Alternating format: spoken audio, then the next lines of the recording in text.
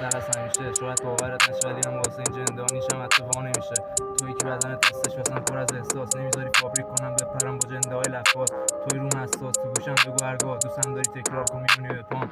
دارم دنبال قدمات مسیرم وصله به تو، تنم شد پر از گرم و تو شدم پر از حرارت تو. وقتی ازت دورم همش میگم بگذره این ثانیه های لعنتی، تا تو رو ببینم میدونم میمونی با اون به هر قیمتی.